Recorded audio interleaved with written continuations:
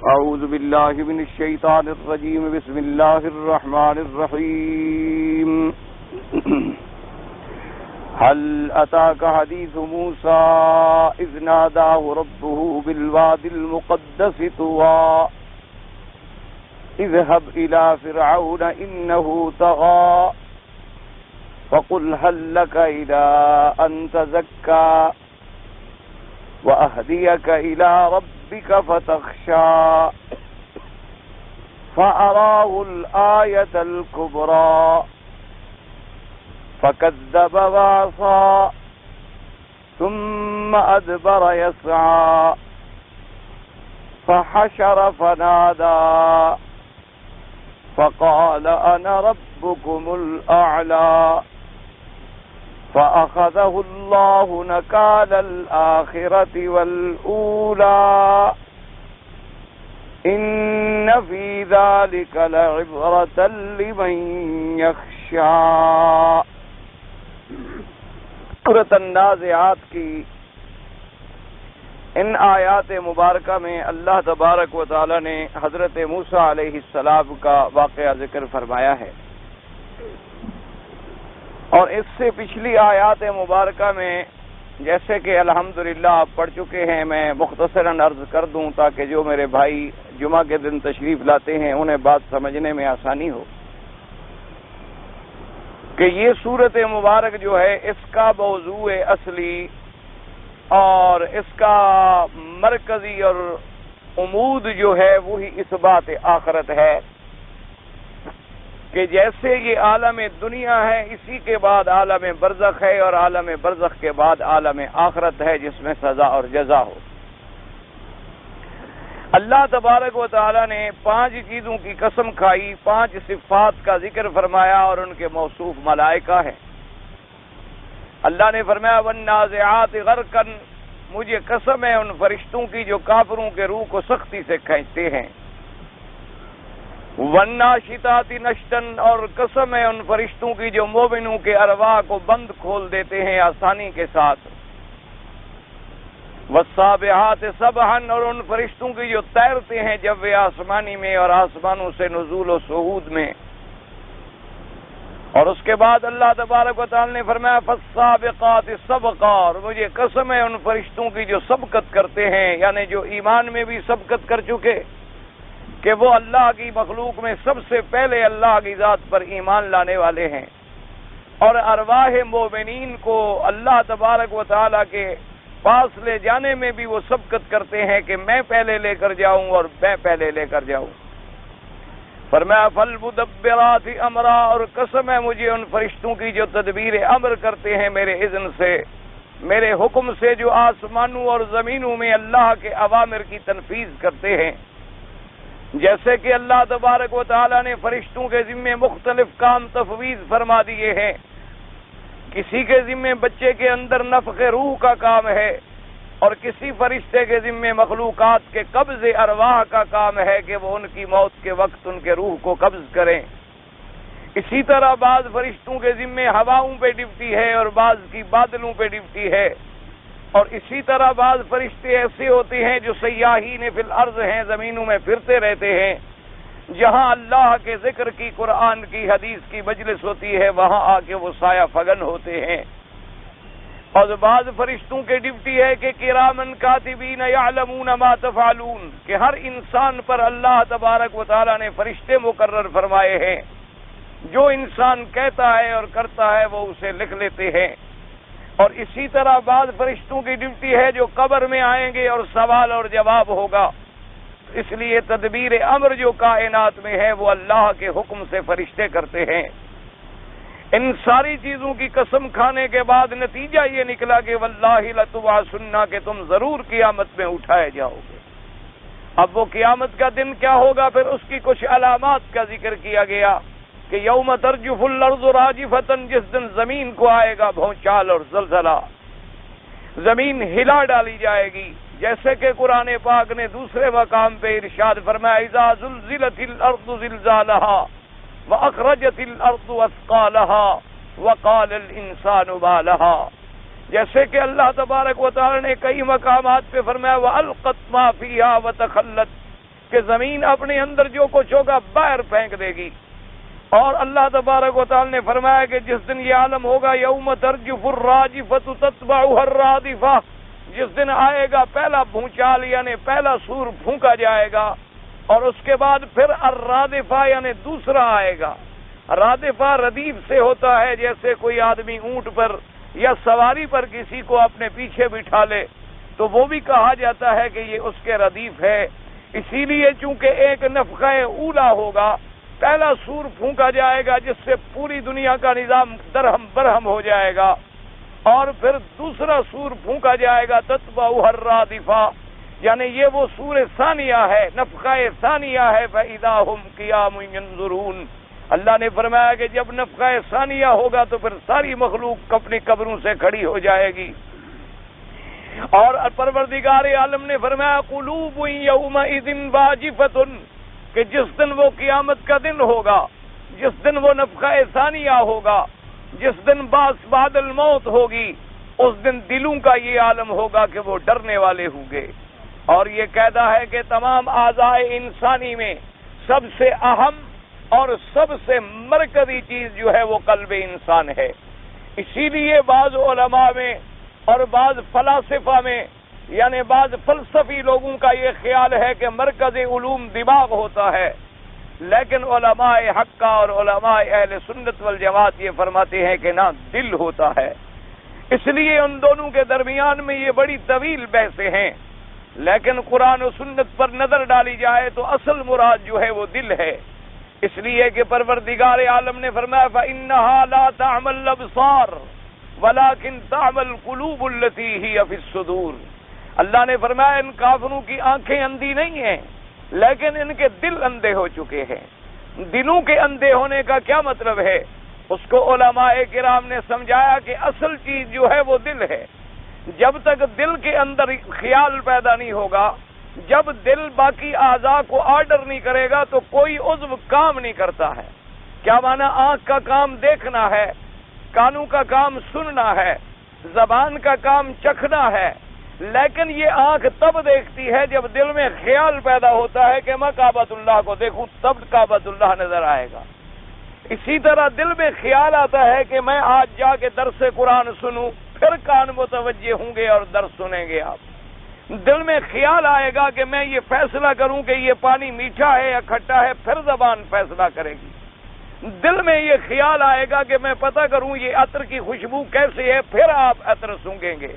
یعنی جب تک دل آرڈر نہ کرے یہ سارے اعضاء گویا کام ہی نہیں کرتے ہیں.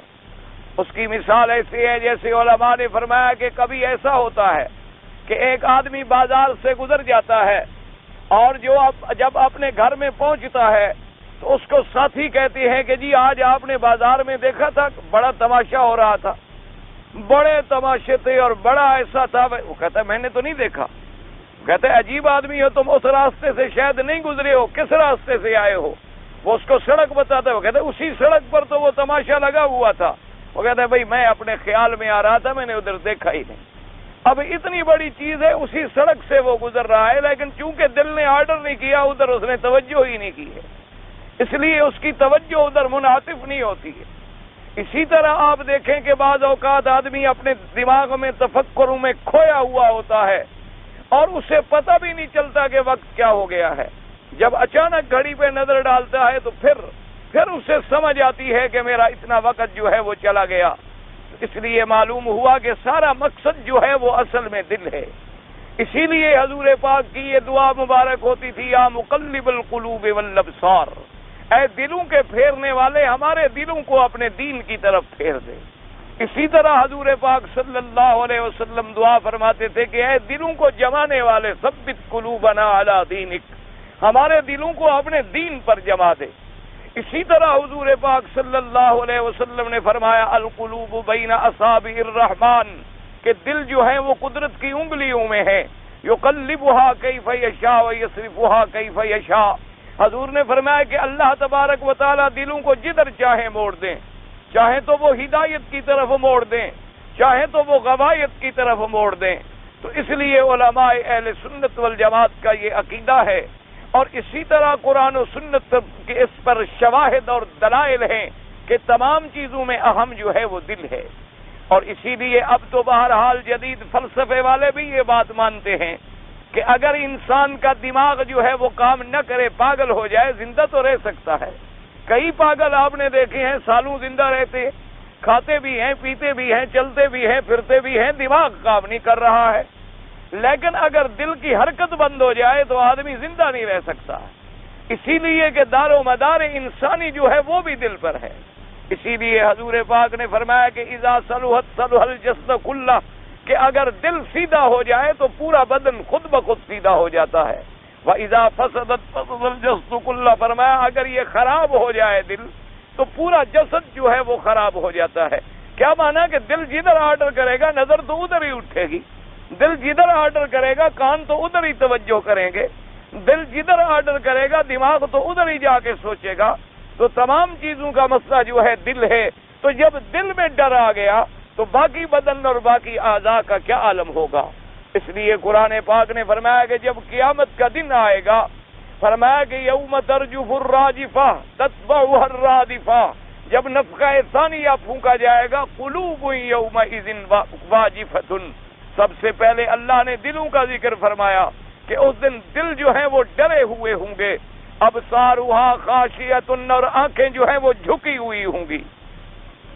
اور یاد رکھیں کہ بعض قرآن پاک کی آیات مبارک میں یہ بھی آتا ہے کہ جب قیامت کی گھڑی ہوگی تو آنکھیں پھٹی کی پھٹی رہ جائیں گی، یعنی آنکھیں آسمان کی طرف اٹھی ہوئی ہوں گی اور پھر پھٹی ہوئی ہوں گی کہ وہ پلک نہیں جھپک سکیں گے. اور یہاں قرآن پاک کہتا ہے کہ آنکھیں جھکی ہوئی ہوں گی. تو یہ تعارض اور اختلاف نہیں ہے، بلکہ کیفیات مختلفہ ہیں کہ جب وہ قیامت کا زلزلہ عظیم ہوگا تو بعض کیفیات بعض اوقات میں تو یہ عالم ہوگی کہ اوپر دیکھیں گے کیا ہوا اور وہیں دیکھ رہے ہیں، اور پھر جب اپنے گناہوں کی اور اپنے اعمال کی کیفیات یاد آئیں گی تو اب شرمندگی سے آنکھیں جھک جائیں گی اور اس کے بعد وہ سر اٹھا کے چلنے کے قابل نہیں ہوں گے. اس لیے قرآن فرماتا ہے قلوب یومئذ واجفۃ ابصارها خاشعۃ.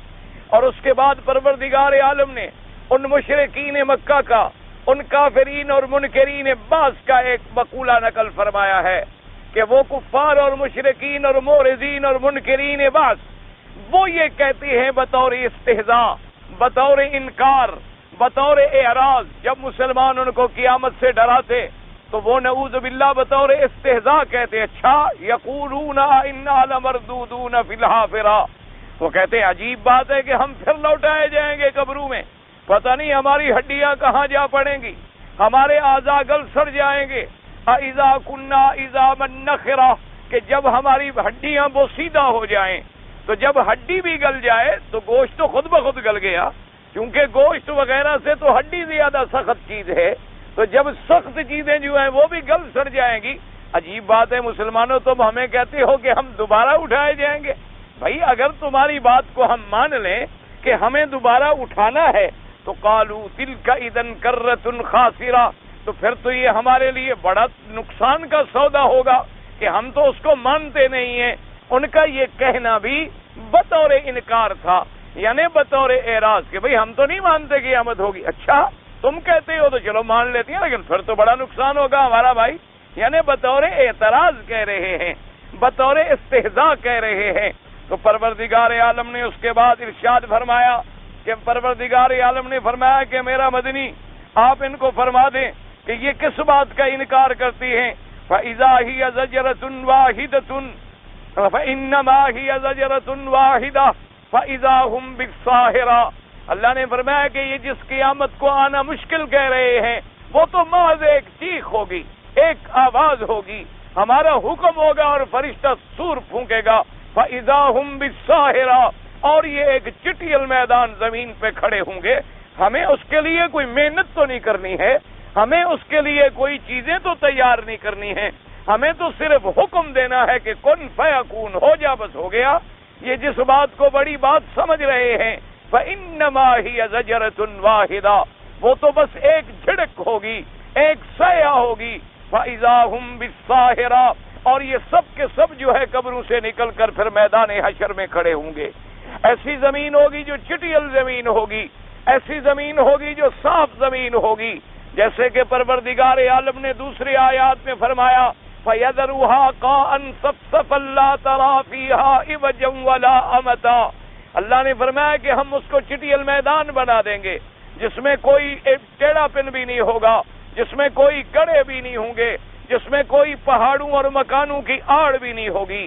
لیکن یاد رکھیں کہ وہ قیامت والے دن کی جو زمین ہے وہ یہ زمین نہیں ہوگی جس زمین پہ آج آپ کھڑے ہیں، یا یہ آسمان جن کے نیچے آج آپ زندگی بسر کر رہے ہیں، نہ یہ زمین ہوگی نہ یہ آسمان ہوں گے، کیونکہ قرآن پاک نے متعدد صورتوں میں یہ بات فرما دی ہے کہ اذا السماء انشقت وأذنت لربها وحقت اذا الارض مدت والقت ما فيها وتخلت، اور کہیں اللہ نے فرمایا اذا السماء انفطرت واذا الكواكب انتصرت، اور کہیں پروردگار عالم نے فرمایا يسألونك عن الجبال فقل ينسفها ربي نسفا فَيَذَرُهَا قَاعًا صَفْصَفًا لَا تَرَىٰ فِيهَا عِوَجًا وَلَا أَمْتًا۔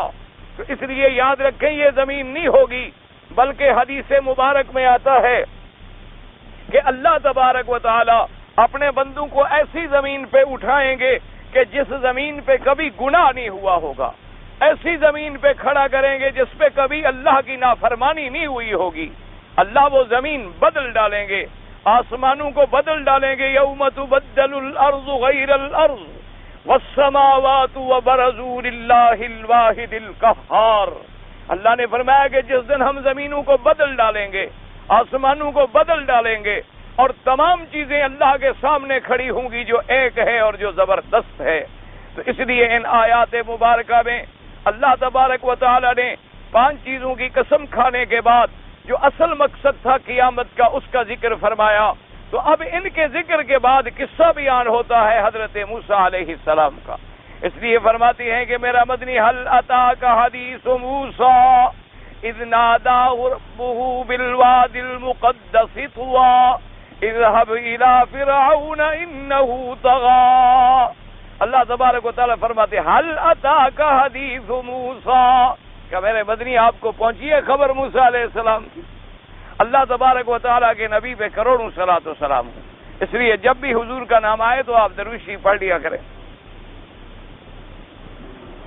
ساتھ یہ بھی سمجھیں سب سے پہلے کہ ذکر تو چل رہا تھا قیامت کا، تو موسیٰ علیہ السلام کا قصہ آ گیا درمیان میں، تو موسیٰ علیہ السلام کے قصے کو پچھلی آیات مبارک سے کیا ربط ہے، کیا تعلق ہے؟ یوں سمجھیں کہ بات تو ہو رہی تھی قیامت کی، اور قیامت کے ذکر کے اندر درمیان میں اللہ نے فرما دیا کہ هل اتاک حدیث موسیٰ۔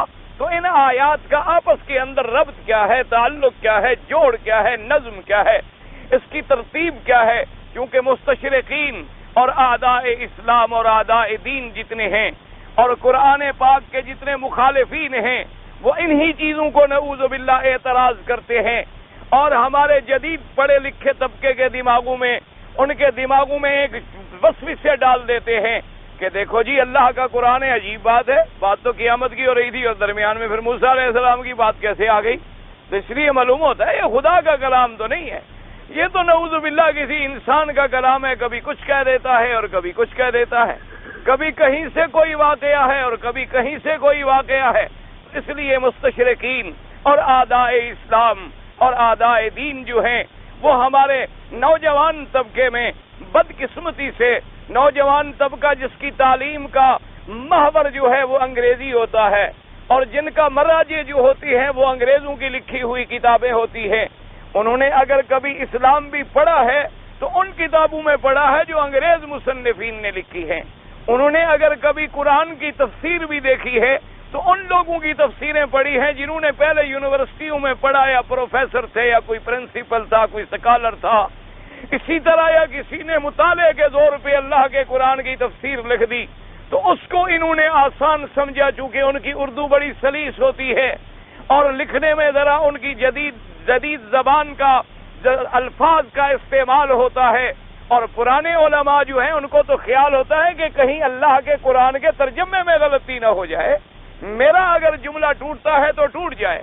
میری عبارت اگر نہیں بنتی تو نہ بنے، میری اردو کے محاورے میں کوئی کمی رہتی ہے تو رہ جائے، لیکن اللہ کے قرآن کے کوئی حرف تبدیل نہ ہو، اللہ کے قرآن کے ترجمے میں کوئی ایسی بات میں نہ کہہ بیٹھوں جو قیامت میں میرے لیے وبال کا ذریعہ بن جائے۔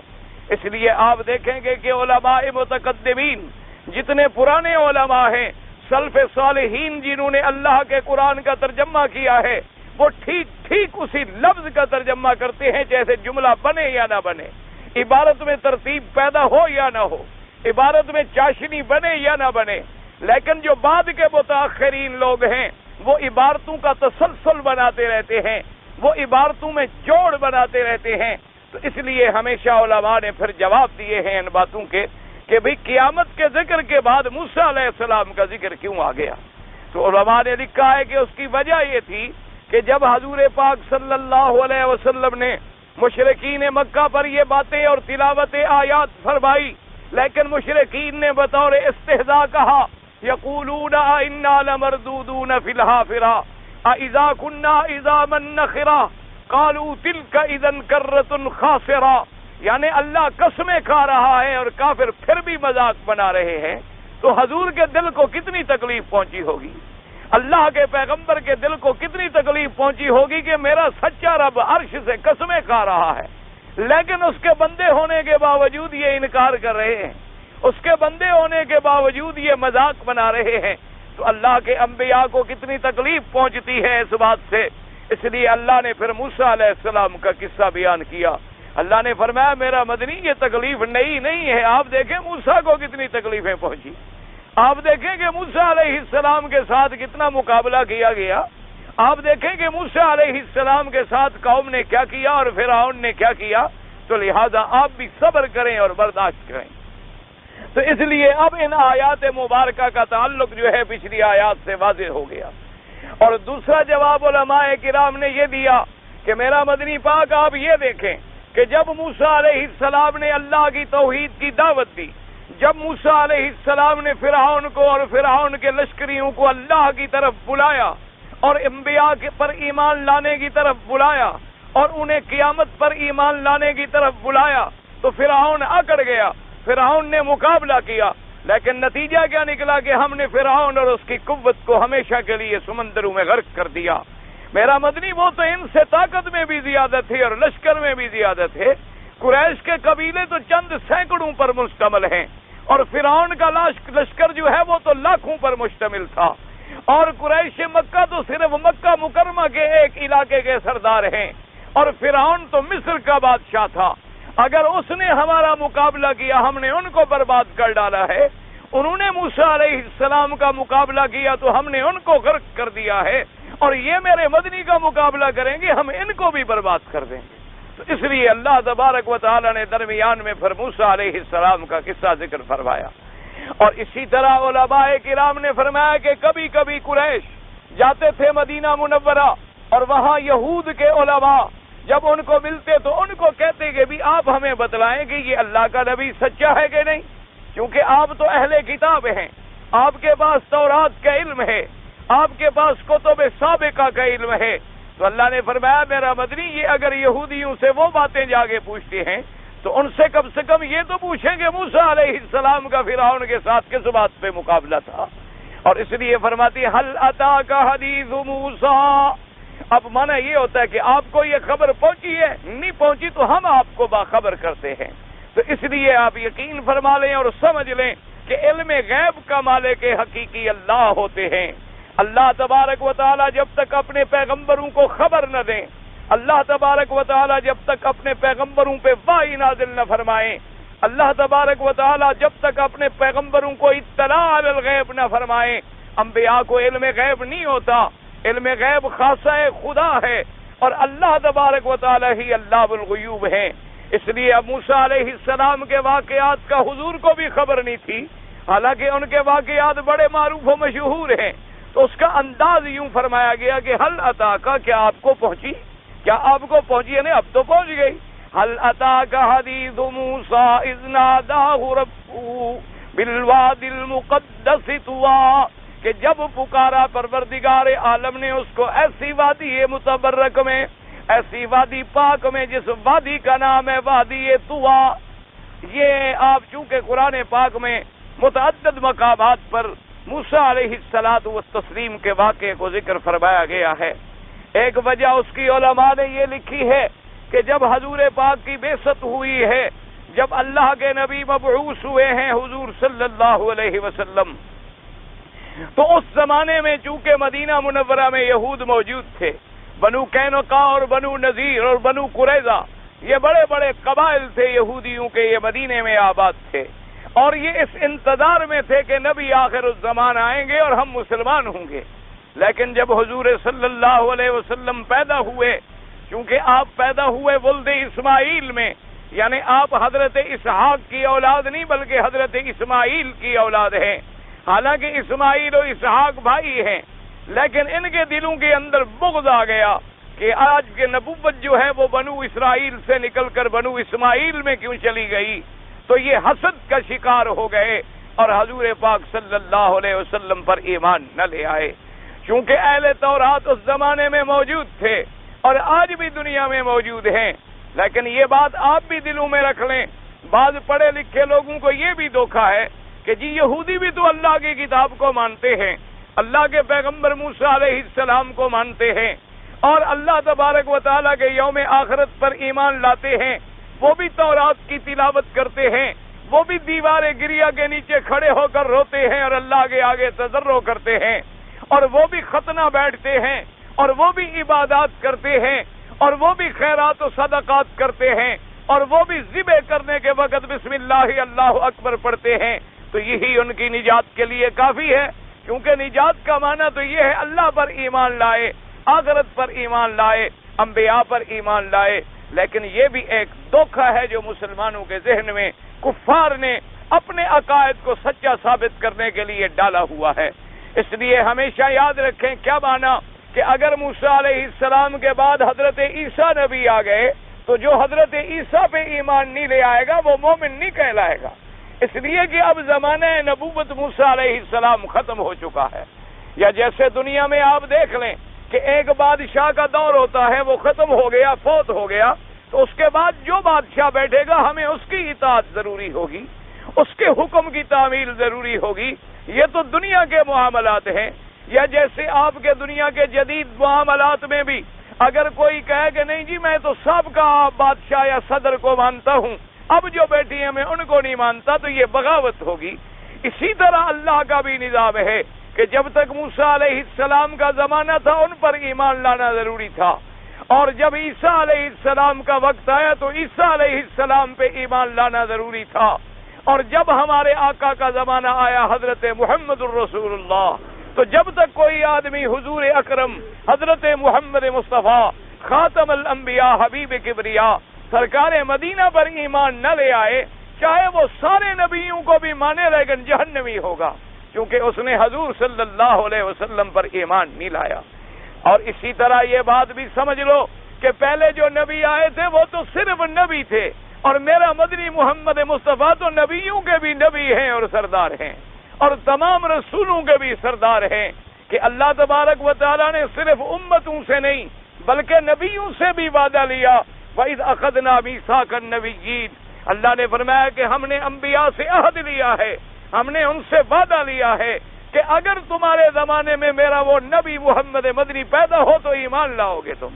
مقصد یہ تھا کہ انبیاء کے زمانے میں تو حضور نہیں آئیں گے، معنی یہ تھا کہ وہ اپنی امتوں کو ہدایت کرتے چلے جائیں، اپنی امتوں کو سبق پڑھاتے چلے جائیں۔ اب چونکہ حضور کی نبوت جو ہے وہ آخری نبوت ہے، آپ کی رسالت جو ہے وہ آخری رسالت ہے، اللہ تبارک و تعالیٰ کے نبی پر جب تک ایمان نہیں ہوگا نہ موسیٰ علیہ السلام پر ایمان نفع پہنچائے گا اور نہ عیسیٰ علیہ السلام پر ایمان نفع پہنچائے گا۔ اس لیے حضور پاک نے تو ایک جملے میں سارا مسئلہ حل فرما دیا۔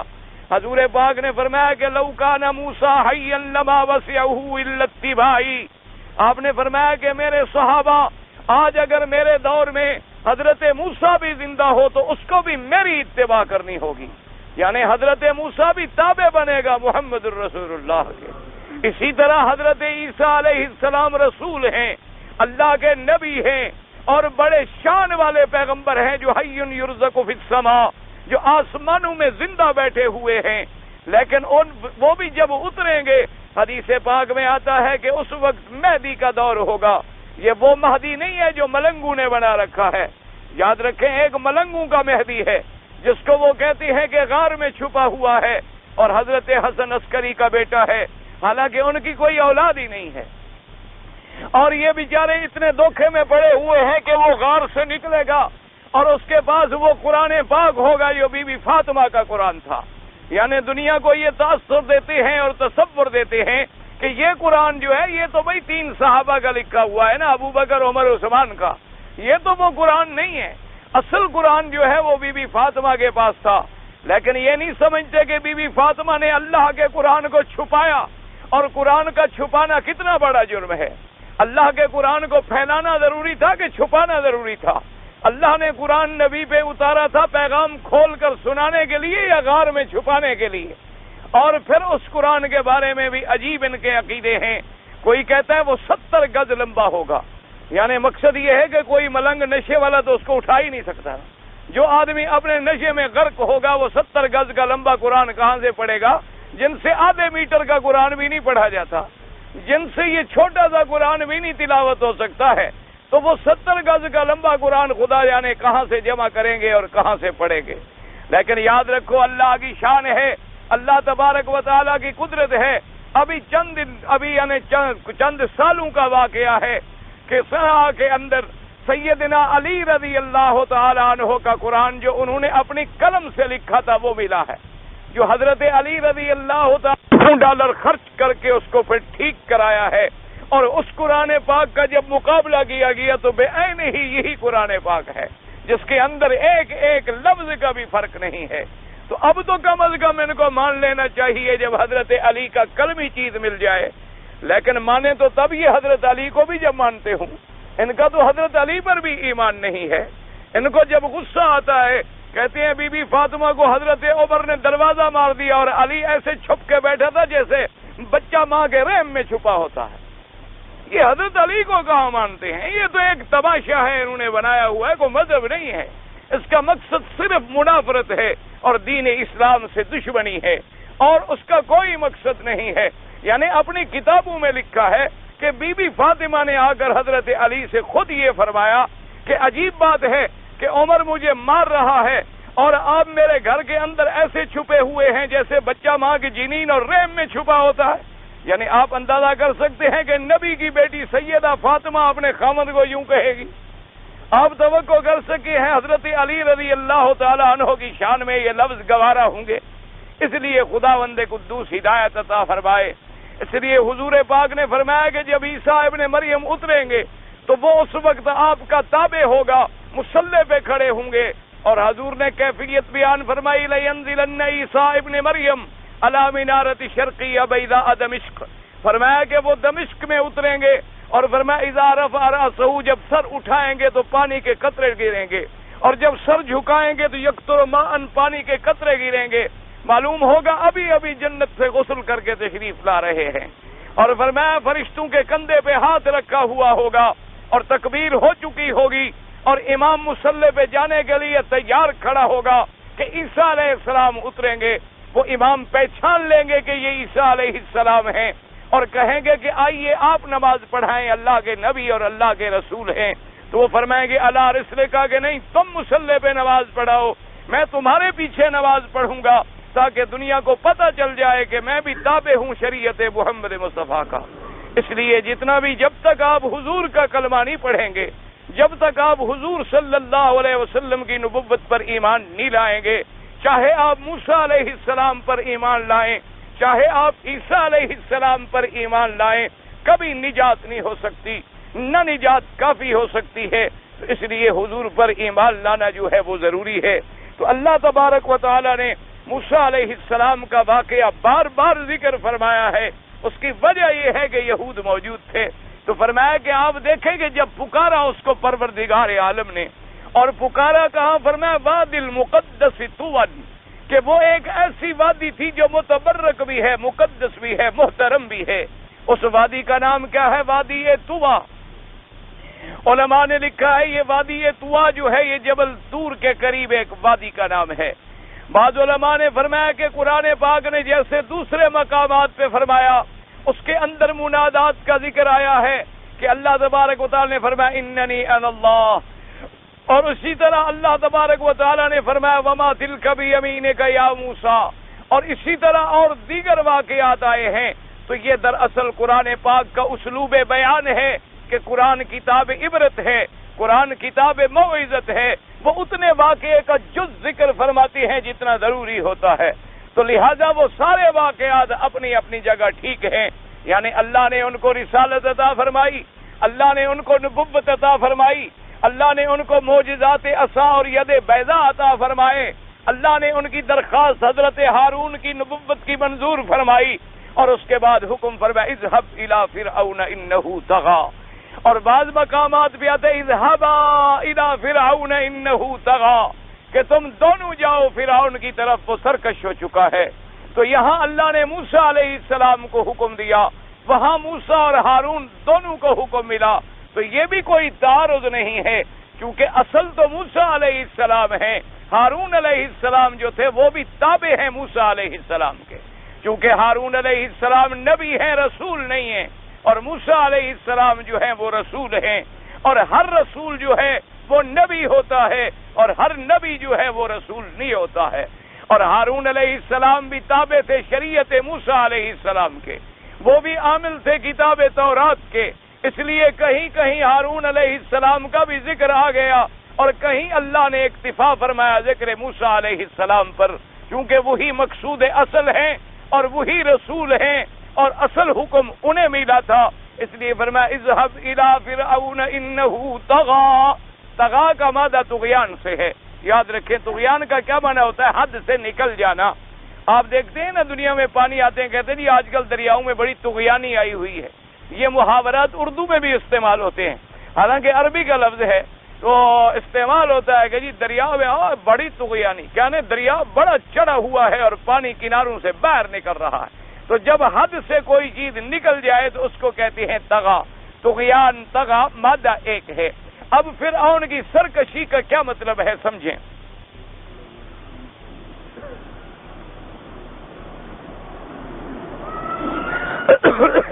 فرعون کی سرکشی جو تھی، اللہ نے فرمایا اذهب الى فرعون انه طغى، آپ جائیں فرعون کی طرف۔ اچھا، اور یہ بات بھی یاد رکھیں کہ موسیٰ علیہ السلام فقط نبی اور رسول فرعون کے لیے نہیں تھے، لیکن حکم تو دیا گیا کہ فرعون کی طرف جاؤ بس، اس لیے مخالفین تو ایک ایک لفظ میں ڈھونڈتے رہتے ہیں نا قرآن پر اعتراض کرنے کا بہانہ کہ جی موسیٰ علیہ السلام کو تو بھیجا گیا تھا صرف فرعون کے لیے، یہ قاعدہ نہیں ہوتا۔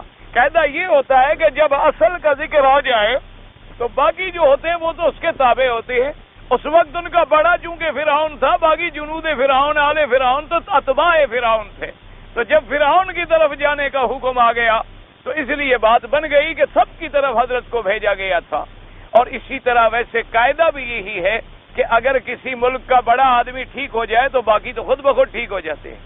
اسی لیے آپ دیکھیں کہ جب نجاشی ایمان لے آیا حضور پاک پر، حضور صلی اللہ علیہ وسلم پر، بادشاہ حبشہ حضرت نجاشی جب ایمان لے آئے تو اسی دربار میں جتنے علماء بیٹھے تھے، احبار بیٹھے تھے، رہبان بیٹھے تھے، سب ایمان لے آئے محمد مصطفیٰ صلی اللہ علیہ وآلہ آلہ وصحابہ وسلم تسلیما کثیرا کثیرا۔ تو اسی لیے اللہ پاک نے حکم دیا۔ اور دوسرا علماء نے یہ بھی نقطہ نکالا ہے کہ جب اللہ کی توحید کی دعوت دینی ہو تو پھر بڑے چھوٹے کی بات نہیں ہوتی۔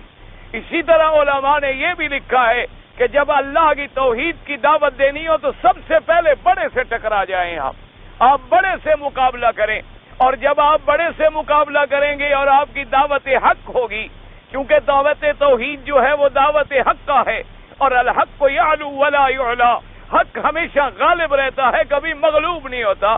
تو جب آپ اس علاقے کے بڑے آدمی کو شکست دے دیں گے، چھوٹے تو خود بخود ہار جائیں گے۔ اسی لیے علماء نے لکھا ہے کہ یہ بھی ایک طریقے دعوت ہے۔ اللہ نے فرمایا کہ فرعون نے سرکشی کی، اس کی سرکشی کا کیا مطلب ہے؟ بعض علماء نے فرمایا سرکشی کا یہ مطلب تھا کہ وہ حدود سے نکل گیا اور لوگوں کو کہتا تھا کہ انا ربکم الاعلی، کہ نعوذ باللہ میں ہی تمہارا سب سے بڑا مربی ہوں، سب سے بڑا محسن اعلیٰ تمہارا میں ہوں۔ میں ہی تمہیں رزق دیتا ہوں، میں ہی تمہیں تنخواہیں دیتا ہوں، میں ہی تمہیں کھلاتا ہوں، میں ہی تمہیں پلاتا ہوں، تمہیں کیا ضرورت پڑی ہوئی ہے کہ جس خدا کو تم نے دیکھا نہیں ہے اس کی عبادت کرو؟ تم تو میری عبادت کرو، تم مجھے سجدہ کرو۔ کیونکہ قاعدہ یہ ہوتا ہے کہ عام آدمی کو جو چیز نظر آئے اس کو جلدی مانتا ہے ان چیزوں سے کہ جو چیزیں نظر نہ آئے۔ اب خدا بند قدوس کی ذات کو تو کوئی دنیا میں دیکھ نہیں سکتا، وہ تو لازمی بات ہے کہ ایمان ہمیں بالغیب ہی لانا ہوگا کہ اللہ کی ذات بھی برحق ہے اور اللہ کے جمی صفات بھی برحق ہیں۔ لیکن اس لیے اس نے دھوکہ دیا تو اب اس نے تجاوز کیا کہ وہ خالق کے حقوق سے بھی آگے نکل گیا اور کہا کہ انا ربکم الاعلی۔ اور بعض علماء نے فرمایا کہ طغا کا معنی یہ ہے کہ طغا علی بنی اسرائیل، کہ اس نے تجاوز کیا بنی اسرائیل پر۔ کیا معنی؟ حد سے نکل گیا کہ ان کی ابناء کو قتل کر دیتا تھا، ان کی لڑکیوں کو زندہ چھوڑ دیتا تھا کہ لڑکیوں سے کام لیں گے اور لڑکوں کو قتل کر دو تاکہ میرا مخالف پیدا نہ ہو جائے۔ لیکن بعض علماء نے فرمایا کہ قرآن نے عموم پہ فرمایا اذهب الى فرعون انه طغى، تو طغا دونوں عام ہے۔ کیا معنی؟ یعنی فی حق الخالق والخلق، کہ اللہ کے حقوق میں بھی وہ طغیان نے حد سے گزر گیا اور بندوں کے حقوق میں بھی وہ حد سے نکل گیا۔ اللہ کا حق یہ تھا کہ عبادت اللہ کے لیے ہو وحدہ لا شریک لہ، اور بندوں کا حق یہ تھا کہ بندوں پہ رحم کرتا، بندوں کے حقوق ادا کرتا، بندوں پہ ظلم نہ کرتا، مسکینوں کا خیال رکھتا۔ تو قرآن نے جب فرمایا طغا، تو طغا کا تعلق جو ہے وہ عام ہے، اور یہ لفظ اپنے عموم پر ہے کہ اس نے تجاوز کیا، یعنی حق کے خالق میں بھی تجاوز کیا اور حق کے مخلوق میں بھی تجاوز کیا۔ فرمایا اذهب الى فرعون انه طغى۔ اللہ تبارک و تعالی نے یہاں موسیٰ علیہ السلام کو حکم فرمایا کہ آپ جائیں اور جا کے فرعون کی طرف وہ سرکش ہو چکا ہے۔ اور پھر دیکھیں کیا فرمایا، فَقُلْ هَلْ لَكَ إِلَىٰ أَن تَزَكَّىٰ وَأَهْدِيَكَ إِلَىٰ رَبِّكَ فَتَخْشَىٰ۔ اور فرمایا جا کے اس کو فرمایا کہ هَلْ لَكَ إِلَىٰ، کہ کیا تجھے چاہیے کہ تمہیں ایسا طریقہ بتاؤں کہ تم پاک بن جاؤ، وَأَهْدِيَكَ إِلَىٰ رَبِّكَ، اور تمہیں تیرے رب کی طرف ہدایت کروں، رستہ دکھاؤں، فَتَخْشَىٰ، تاکہ تو ڈرے اپنے اللہ سے۔ اور اسی طرح قرآن پاک میں دوسری جگہ لفظ آتا ہے اذهبا إلى فرعون إنه طغى فقولا له قولا لينا۔ اللہ نے فرمایا کہ میرے پیغمبرو، اللہ نے فرمایا کہ موسیٰ و ہارون علیہم السلام تم جاؤ فرعون کی طرف، انه طغى، کہ وہ سرکش ہو چکا ہے، اس نے سرکشی کی ہے حق الخالق میں بھی حق کے مخلوق میں بھی۔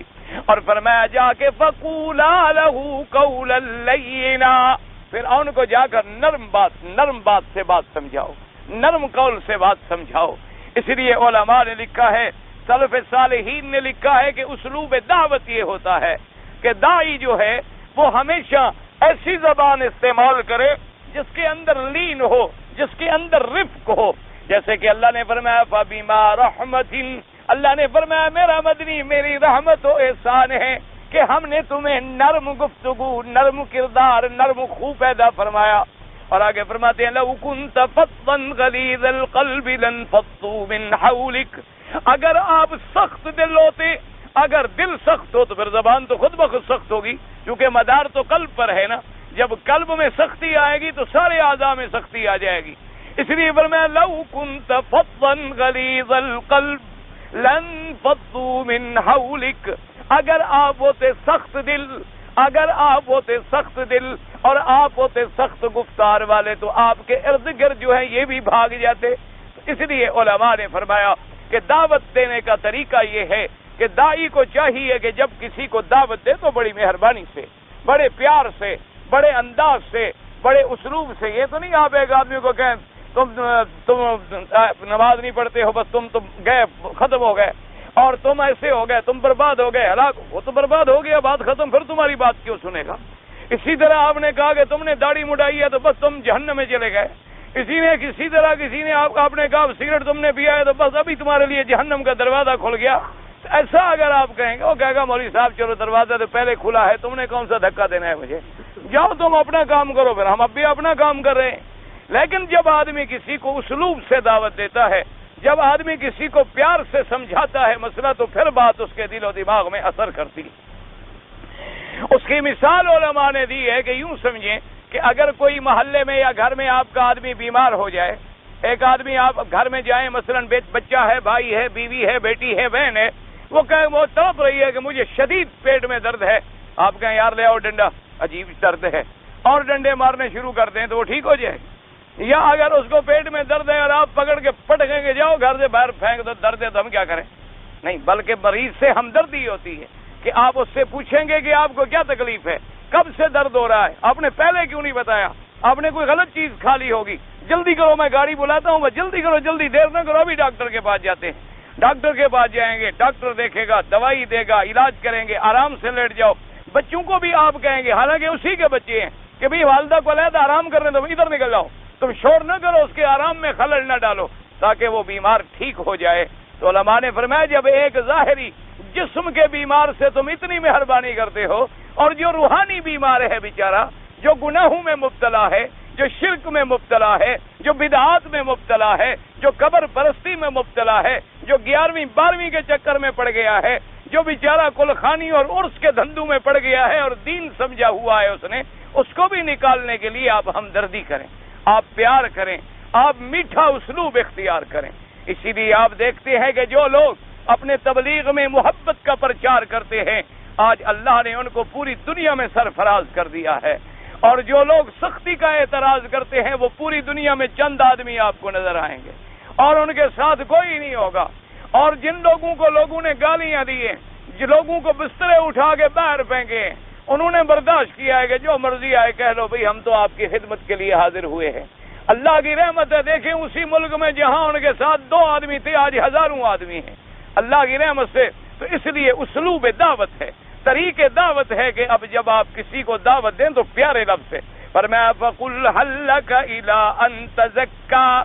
تزکا کا معنی ہوتا ہے پاک ہونا، زکا کا معنی ہوتا ہے زکی، جیسے قرآن کہتے ہیں اقتلت نفسا زکیۃ بغیر نفس لقد جئت شیئا نکرا، جیسے کہ حضرت موسیٰ نے فرمایا تھا خضر سے کہ تم نے ایک بے گناہ آدمی کو قتل کر دیا، تو اللہ نے فرمایا کہ جا کے فرعون سے کہو کہ تم چاہتے ہو کہ میں تمہیں پاک کر دوں، اور پاک کیسے ہوگا جب شرک سے پاک ہوگا، پاک کیسے ہوگا جب تو کفر سے پاک ہوگا، پاک کیسے ہوگا جب تو ایمان اللہ پہ لائے گا اور اعمال صالحہ کرے۔ وَأَهْدِيَكَ إِلَىٰ رَبِّكَ فَتَخْشَىٰ، اور میں تمہیں ہدایت کروں تیرے رب کی طرف، تیرے رب کی ذات و صفات کی طرف، اور جب تمہیں ہدایت کروں، جب تجھے معرفت نصیب ہوگی تو پھر اللہ کا ڈر نصیب ہوگا، اللہ کی خشیت نصیب ہوگی۔ اصولی بات ہے، جو آدمی اللہ کو ایمان نہ لائے ڈرے گا کیا؟ جس آدمی کا اللہ پر ایمان ہی نہ ہو تو خشیت کیا آئے گی؟ جس آدمی کو قیامت پر یقین ہی نہ ہو تو عمل کیوں کرے؟ جس آدمی کو قبر یاد ہی نہ ہو تو وہ اپنے اعمال میں کیوں اصلاح کرے؟ اس لیے پہلے ہدایت اور معرفت ہوگی، اور جب یہ معرفت حاصل ہو جائے گی تو پھر تمہیں اللہ کی خشیت آئے گی، اللہ کا ڈر آئے گا۔ اور اس کے بعد فرماتے ہیں فَأَرَاهُ الْآيَةَ الْكُبْرَىٰ، پھر موسیٰ علیہ السلام جب آئے، تو یہاں اختصار ہے، اصل تو مضمون بڑا لمبا ہے کہ موسیٰ علیہ السلام آئے، ہارون علیہ السلام آئے، فرعون کے پاس گئے، فرعون کو جا کے دعوت دی، اور فرعون نے بڑے تم تراک سے کہا موسیٰ علیہ السلام سے اچھا تم وہی نہیں ہو، انی لاظنک یا موسیٰ، کہنے لگا تم وہی نہیں ہو کہ ہمارے گھر میں پلتے رہے اور ہمارے گھر میں روٹی کھاتے رہے، ہمارے گھر میں بچپن گزارا، جوان ہوئے، اور آج ہمیں ڈرانے آ گئے ہو۔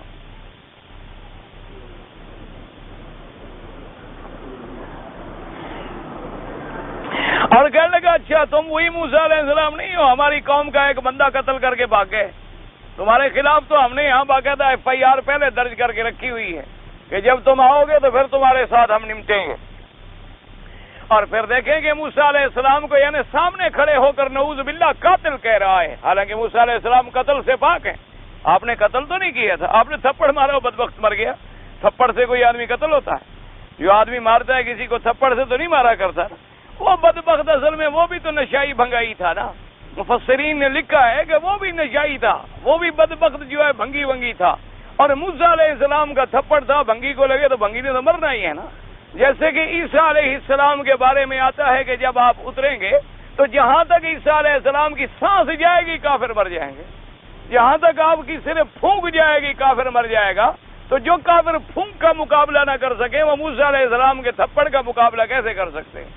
اسی لیے بعض مفسرین نے لکھا ہے کہ موسیٰ علیہ السلام نے جب فرمایا تھا نا فَوَقَذَهُ مُوسَىٰ فَقَضَىٰ عَلَيْهِ کہ جب آپ نے تھپڑ مارا وہ مر گیا، قَالَ هَٰذَا مِنْ عَمَلِ الشَّيْطَانِ تو موسیٰ علیہ السلام نے فرمایا ہاں یہ اسی تمہاری بھنگ کا اثر ہے، اتنے کمزور تھا مردود کے ایک تھپڑ سے تو مر گیا، ورنہ تھپڑ سے کوئی آدمی مرتا تھوڑا رہتا ہے۔ تو اس لیے وہ بھی نشائی وشائی تھا، یہ نشہ وشا اسی وقت سے آ رہا ہے، فکر نہ کرو، ان کا بھی پیچھے ہے۔ جیسے کہ دینداروں کا تعلق ایمان سے والوں سے جڑتا ہے، ان ملنگوں کا بھی تعلق جڑتا ہے فرعون سے اور فرعون کی پارٹی سے۔ جیسے کہ آج کل جو لوگ لڑکوں کے پیچھے بھاگتے ہیں ان کا بھی پیچھے رشتہ جڑتا ہے لوط کی قوم کے ساتھ۔ سب کے لیے پیچھے پیچھے قومیں اور اصلیتیں جو ہیں وہ موجود ہیں۔ جیسے آج کل زنا عام ہے، لواطت عام ہے، اسی لیے حضور نے فرمایا تھا لَتَتَّبِعُنَّ سُنَنَ مَنْ كَانَتْ مَنْ قَبْلَكُمْ کہ تم سے پہلے جو گزرے ہیں تم انہی کی پیروی کرو گے۔ فرمایا اگر انہوں نے ماں سے زنا کیا ہے تو میری امت بھی ماں سے زنا کرے گی، اور فرمایا انہوں نے اگر بدبختی کی ہے تو میری امت میں بھی وہ بدبختیاں آئیں گی۔ تو اس لیے ہر کسی کی ایک نسب نامہ موجود ہے۔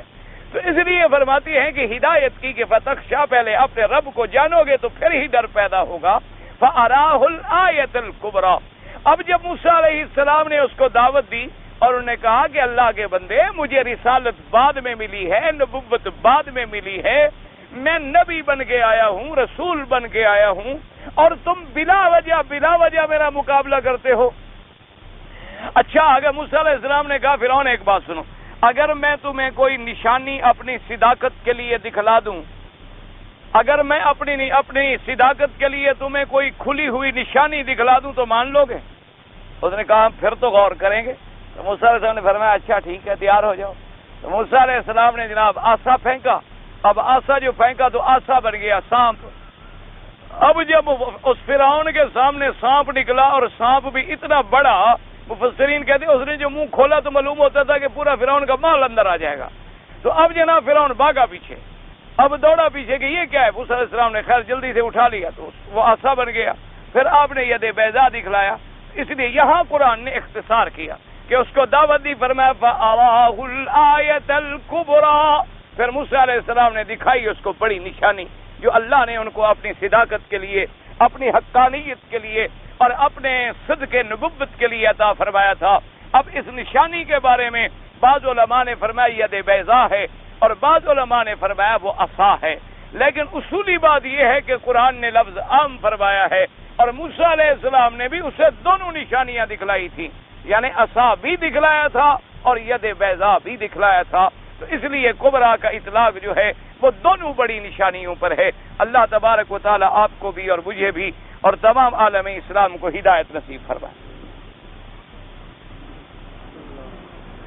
میں نے بیوی کو عمرے کے لیے بلوایا تھا، ہاں سال ہو گیا، حج بھی کر لیا اور عمرہ بھی کر لیا، گناہ ہو گیا؟ گناہ تو نہیں ہوا، باقی قانون جانے تم جانو، باقی قانونی معاملات مولوی نہیں جانتے، قانون تو جانتے ہیں قانون والے۔ شریعت میں کوئی گناہ نہیں کیا۔ خواب میں نے پتہ نہیں آدمی کو عمرہ کرتے ہوئے دیکھا، اچھی بات ہے بھائی، عمرہ کرتے ہوئے کسی کو دیکھنا اچھی بات ہے کہ آپ نے اس کو اللہ کے دین میں دیکھا۔ انشاءاللہ اللہ اس کو بھی حاضری نصیب کریں گے اگر وہ زندہ ہیں، اور اگر کوئی فوت شدہ کو دیکھے تو مانا ہے اس پر اللہ کی رحمت ہے، وہ اللہ کی رحمت میں ہے، اللہ کے عذاب میں نہیں ہے۔ حضرت نوح علیہ السلام سے پہلے شرک کا گناہ نہیں تھا تو انبیاء کس چیز کی دعوت دیتے تھے؟ شرک کیسے نہیں تھا؟ شیطان حضرت نوح سے پہلے تھا بعد میں تھا؟ تو پہلے تھا تو پھر شرک بھی پہلے سے تھا۔ حضرت آدم علیہ السلام کا کلمہ کیا تھا؟ انشاءاللہ قیامت میں جب ملاقات ہوگی تو پوچھ لیں گے۔ اصل کلمہ وہی ہے لا الہ الا اللہ، باقی آگے نام ہوتا ہے کہ نوح نبی اللہ یا آدم صفی اللہ اور پیغمبروں کا نام جیسے محمد الرسول اللہ۔ اصل کلمہ تو لا الہ الا اللہ ہے اور اس کے بعد اس نبی کی دعوت ہوتی ہے۔ باقی تم اس کلمے کو تو یاد کرو جس پر آپ نے زندہ رہنا ہے، جس پر موت آنی ہے۔ آدم کے کلمے کا تمہیں کیا فکر پڑ گیا؟ اپنا کلمہ تو صحیح کرو۔ اپنے کلمے کا تو حال یہ ہے کہ لا الہ الا اللہ محمد رسول اللہ اور حضرت داتا مشکل کشا۔ اپنے کلمے کا تو یہ حال ہے، ہمارے کلمے کا تو یہ حال ہے لا الہ الا اللہ محمد رسول اللہ۔ مولا مہربانی فرما، پیر عبد القادر جیلانی تو بھی دکھ درد دور فرما۔ ہمارے کلمے کا تو یہ حال ہے، ادھر اللہ سے بھی مانگ رہا ہے، عبد القادر جیلانی سے بھی مانگ رہا ہے، اللہ سے بھی مانگ رہا ہے، معین الدین اجمیری سے بھی مانگ رہا ہے، اللہ کے کعبے کو بھی پیار دے رہا ہے، قبر کو بھی پیار دے رہا ہے، اللہ کے کعبے کا طواف بھی کر رہا ہے، قبر کے باہر بھی طواف کر رہا ہے، مدینے پاک کی مسجد نبوی میں بھی اعتکاف بیٹھتا ہے، قبر پر بھی نوراتا بیٹھتا ہے، مینا میں آ کر بھی قربانی کرتا ہے، قبر پہ بھی اٹا گھٹا چڑھاتا ہے۔ خدا کے بندے، یہ تو ہے ہمارا کلمہ، ابھی تو ہم نے اپنا کلمہ ہی ٹھیک نہیں۔ خدا کے بندے، جب اللہ کا کلمہ پڑھا ہے تو پھر شرک کا کیا معنی، پھر غیر اللہ سے مدد مانگنے کا کیا معنی، غیروں کے آگے سر جھکانے کا کیا معنی، غیر اللہ کی دیواریں چومنے کا کیا معنی، اور آدمی کتنا اندھا ہو جاتا ہے کہ اللہ کے ولی کی مزار پہ کھڑا ہے، دیکھ رہا ہے کہ یہ شان والا ولی بھی مر گیا اور قبر کے نیچے ہے، اس کے باوجود بھی شرک کرتا، یعنی خود قبر پہ کھڑا ہے، دیکھ رہا ہے کہ وہ اللہ کا ولی اپنے آپ کو موت سے نہیں بچا سکا، قبر سے نہیں بچا سکا، آج من مٹی کے نیچے سویا ہے اور اللہ کے سپرد ہے، تو اس اللہ کو چھوڑ کے پھر چپ رہے۔ مہربانی فرماؤ حضرت، بچڑا رواج ہے بچڑا۔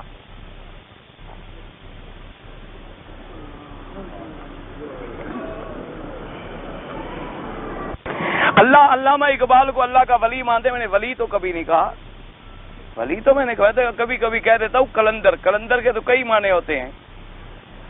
ویسے بہرحال ان کی آخری زندگی بہت اچھی گزری تھی اور انہوں نے توحید پہ بڑا کام کیا، اللہ ان کی قبر پہ رحمت فرمائے۔ ولی اللہ کہنا بڑی بات ہے، ولی وہ ہوتا ہے جو متبع سنت محمد مصطفیٰ، ولایت کا بڑا مرتبہ۔ اللہ کے ولی وہ ہوتے ہیں جن کی شکل بھی سنت کے مطابق، جن کا عمل بھی سنت کے مطابق۔ وہ ایک مرد تھا، کلندر تھا، مفکر تھا، مدبر تھا، شاعر تھا، حق کی دعوت دیتا رہا، خودی کا درس پڑھاتا رہا، بعض بڑی اچھی باتیں کی، اللہ تبارک و تعالی معاف فرما دیں، اس کی محنت کو قبول فرما لیں۔ باقی ولایت کا درجہ تو بڑا دور ہے بھائی، ولی بننا کو آسان ہے؟ اگر داڑھی کو ہم کالی مہندی لگائیں، خالص کالی نہ ہو، اس میں سرخ ملا کر لگائیں تو جائز۔ اگر آدمی کے سر پہ ٹوپی نہ ہو اور جسم پر قمیض نہ ہو تو نماز ہو سکتی ہے۔ اگر قمیض نہ، مقصد یہ ہے کہ ناف سے لے کر یہ گھٹنے تک اگر بدن مرد کا چھپا ہوا ہے، یعنی اتنی چادر ہے جو ناف سے لے کر یہاں تک چھپایا ہوا ہے، نماز پڑھ رہے ہو جائے۔ لیکن یہ مسئلہ کہیں نہیں کہ تمہارے پاس ہو تو اتار کے پھینک دو، یہ مسئلہ کہیں نہیں ہے۔ یہ تو ماشاء اللہ آج کل نیا لوگوں کا بڑا اپنا ایک جدید تحقیق ہے، یہ ماشاء اللہ کہ کپڑا موجود بھی ہو تو اٹھا کے پھینک دو، یہ کہاں لکھا ہوا؟ مسجد بنی ہوئی ہو توڑ دو پھر نماز پڑھیں گے کہ حضور جو پڑھتے تھے پتھروں پر؟ تو یہ تو پھر اپنے اپنے دماغ ہیں، اپنے اپنے فکر ہیں۔ اگر کپڑا نہ ہو جائز، آپ کے پاس کپڑا نہیں ہے آپ پڑھ لیں، لیکن بعض ہمارے بھائی ہیں نا جو سر پہ کپڑا غریب رکھ نہیں سکتے، بڑا مشکل ہے، سر پہ کپڑا رکھیں، انگریز نے کبھی نہیں رکھا۔ یہ لوگ پھر کہیں گے بھی یہ مسلمان نظر آ رہے ہیں کہ حضور نے ٹوپی رکھی، حضور نے پگڑی باندھی، یہ بھی ٹوپی رکھ لیں یا پگڑی باندھ لیں یا رومال باندھ لیں، تو ان کی تو پھر توہین ہوگی نا، پھر یہ تو خامخواہ متبع نظر آئیں گے حضور پاک کے، اور یہی تو ہم نے نظر نہیں آنا چاہتے۔ ہم تو نظر آتے ہیں کہ دور سے ہمیں کوئی دیکھے تو کاؤ بوائے سمجھے، کوئی دور سے ہمیں دیکھے تو سمجھے کہ بالکل ویسے شکل میں کالا ہے لیکن اصل میں انگریز ہے۔ انا للہ و انا الیہ راجعون۔ جمعۃ المبارک تھا، امام نے قرات سے نماز نہیں پڑھائی، پتہ نہیں آپ کا کیسا جمعہ تھا، بھول گیا غریب، مجھے نہیں پتا، اس امام سے پوچھیں۔ اس عورت کا خاوند فوت ہو جائے تو اس کی شادی سسر سے نہیں ہو سکتی، جو شیعہ قرآن کا منکر ہے اس کو کافر کہنا جائز ہے۔ ایک ان پڑھ انسان کیا کرے، دیوبندی مولوی کی بات کرے یا بریلوی مولوی کی، جو قرآن و حدیث کے مطابق ہو۔ اس میں دیوبندی بریلوی کیا ہے؟ دیوبند ایک جگہ کا نام ہے، بریلی ایک جگہ کا نام، یہ تو کوئی مذہب کا نام تو نہیں ہے، مذہب تو اسلام ہے، مذہب تو دین محمد مصطفیٰ ہے۔ آپ یہ دیکھیں، اس کے عمل کو دیکھیں، اگر قرآن و سنت کے مطابق ہے آمنا و صدقنا، قرآن و سنت کے مخالف ہے کوئی ہو اس کو نہ مانے۔ ایک آدمی کے سر پہ ٹوپی نہ ہو اور وہ نماز پڑھائے، نماز تو ہو جائے گی نا، میں نے ابھی بتایا نماز ہو جاتی ہے، نماز صحیح ہے، لیکن اللہ نے اگر دیا ہو خذوا زینتکم عند کل مسجد، اللہ نے فرمایا کہ جب نماز کے لیے آؤ تو پوری تیاری کر کے آؤ۔ اللہ نے جو لباس دیا اچھے سے اچھا لباس پہن کے آؤ، پاک کپڑے پہن کے آؤ، ٹوپی اللہ دے، پگڑی اللہ دے، جو چیز اللہ عطا فرمائے۔ دادا کی جائیداد میں والد فوت ہو جائے دادے کی زندگی میں تو پھر پوتے کی حقدار نہیں ہوتا۔ اس کی وجہ ہے کہ بیٹا باپ کا وارث ہوتا ہے، جب باپ مر گیا تو بیٹا باپ کا وارث تھا، بیٹا دادے کا وارث نہیں ہوتا، بیٹا ہمیشہ وارث بنتا ہے اپنے باپ کا۔ تو جب اس کے باپ کو بھی نہیں ملی، باپ کو ملتی، پھر باپ کے بعد اس کو ملتی نا، اس لیے لوگ سمجھتے نہیں، دیکھو جی پوتا معروم ہو گیا جی پوتا، اور پوتے کے تو ابھی باپ کو بھی نہیں ملی، باپ کو تب ملتی پہلے باپ کا باپ مر جاتا، پھر باپ کے پاس آتی، باپ کے بعد پھر بیٹے کے پاس آتی، ابھی تو اس کے باپ کو بھی نہیں آئی تو مجھے کیسے ملے؟ بعض لوگ کہتے ہیں کہ مکے کے حیوان درخت افضل ہیں، بعض لوگ کیا پتا، ان بعض لوگوں کا نام تو لکھو، کون؟ انسان کو اللہ نے افضل بنایا، درخت افضل کیوں ہیں؟ اگر کوئی قسم کھائے کہ میں چوری نہیں کروں گا اور پھر چوری کرے، توبہ کرے، اللہ کے بندے توبہ کرے اور کفارہ بھی ادا کرے۔ برے صغیر میں ہند میں اسلام کیسے آیا؟ اسلام صحابہ پہنچے، صحابہ کے بعد تابعین پہنچے، پھر ان کے بعد اللہ کے اولیاء پہنچے، علماء پہنچے، پھر اس طرح اسلام پھیلتا چلا گیا۔ باقی تاریخ ہند پڑھ کے دیکھ لو، بس یہ تاریخی بات ہے۔ قرآن عربی میں ہے، سب لوگ عربی پڑھتے ہیں، ضالین اور کچھ لوگ ضالین، یہ تو لوگوں میں بلا وجہ کا جھگڑا ہے نا، عربی والے تو جھگڑا نہیں کرتے، یہاں دیکھا نہیں آپ، امام کبھی ضالین پڑھ لیں گے، کبھی ضالین پڑھ لیں گے، مقصد ہے یہ تو قراتیں ہیں، اختلاف قرات ہے، وہ بھی جائز ہے، وہ بھی جائز۔ آپ بعض مختلف فقہ کا جواب میں ذکر فرماتے ہیں، تمام فقہ جو ہے وہ تابع ہے محمد مصطفیٰ سے، لیکن فقہ کا معنی ہوتا ہے سمجھ، جب اللہ تمہیں سمجھ عطا فرمائیں گے تو پھر میرے جواب بھی سمجھ آ جائیں گے، اگر سمجھ نہ ہو تو میں کیا کروں؟ ہاتھ اٹھا کر دعا کرنا جو ہے ثابت ہے، ہاں حضور نے ہاتھ اٹھائے ہیں، یہ کہاں لکھا ہوا ہے؟ ایک دفعہ بھی اٹھا لے، چاہے استسقاء میں اٹھا لے، کسی دعا میں بھی اٹھا لے، جب ہاتھ اٹھانا حضور سے ثابت ہو جائے تو پھر وہ بدعت نہیں ہوتا۔ بدعت وہ ہوتا ہے جو حضور پاک سے کبھی ثابت نہ ہو، حضور نے بھی نہ کیا، خلفائے راشدین نے بھی نہ کیا، اس پر اجماع امت بھی نہ ملے اور اصل نہ ملے، وہ چیز بدعت ہوتی۔ حضور صلی اللہ علیہ وسلم نے اتنے ہاتھ اٹھائے ہیں کہ بغلوں کی سفیدی نظر آ گئی۔ ایک آدمی نے عمرے کے بعد پہلے تو شیو کرائی، ماشاءاللہ، شیو کا گناہ الگ اور دم الگ۔ اگر کوئی آدمی مدینے جائے، ہم کہیں کہ حضور پہ سلام پڑھ دے، کوئی بات نہیں۔ حج عمرے کے بعد کتنی مقدار میں بال نہ کٹائے، پہلے تو اس طرح پھروائے، اس طرح اگر نہ پھروائے تو سب سے پہلے اتنی مقدار ہو سارے سر سے کہ کم از کم چوتھا حصہ بالوں کا کٹ جائے۔ یوم محشر آدمی کو کس نام سے اٹھایا جائے گا؟ والد کے نام سے۔ ایک آدمی فوت ہو گیا ہے، ابھی اس کو دفن نہیں کیا گیا، اس کے لیے عمرہ کروں، تم عمرہ اپنے لیے کرو، اس کے لیے دعا کرتے رہو۔ احرام باندھ کر نفل پڑھنے سے پہلے احرام کھول دیا، اگر نیت نہیں کی تو کوئی دم نہیں۔